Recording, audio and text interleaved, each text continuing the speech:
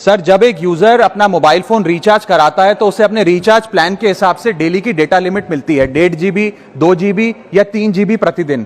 लेकिन ये डेली की डेटा लिमिट जो होती है रात 12 बजे समाप्त हो जाती है, जैसे ही दिन खत्म होता है, और ये अनयूज डेटा जो है ये फोरफीट हो जाता है, ये अगले दिन रोल ओवर या नेक्स्ट डे कैरी फॉरवर्ड नहीं होता है। कंज्यूमर से पैसा तो पूरे डेटा का लिया जाता है, लेकिन ये अनयूज डेटा, जो बचा हुआ डेटा होता है, ये एक्सपायर हो जाता है जैसे दिन समाप्त होता है। सर, फर्ज करिए कि महीने की शुरुआत में आपने अपनी गाड़ी में 20 लीटर पेट्रोल भरवाया, महीने के अंत तक 15 लीटर पेट्रोल कंज्यूम हो गया, 5 लीटर बच गया, तो क्या महीने के अंत पे पेट्रोल पंप वाला आकर आपको कहता है कि 5 लीटर पेट्रोल वापस कर दो क्योंकि उसकी वैलिडिटी समाप्त हो गई? नहीं, क्योंकि आपने पैसा पूरे 20 लीटर का दिया है। ठीक इसी तरह जितने डेटा का पैसा हमसे लिया जाता है उतना डेटा हमें यूज करने दिया जाए, वो एक्सपायर ना हो। ये हमारे मेहनत के पैसे से खरीदा गया डेटा है। और सर, चालाकी देखिए, आजकल के रिचार्ज प्लान्स में डेली की डेटा लिमिट होती है, मंथली की डेटा लिमिट नहीं होती, क्योंकि मंथली की डेटा लिमिट के अंदर मैक्सिमम डेटा की खपत का कंज्यूम करने की प्रोबेबिलिटी यानी कि संभावना ज्यादा होती है। एक महीने के भीतर या मान लीजिए 4-7 दिन कोई व्यक्ति व्यस्त है या बीमार है,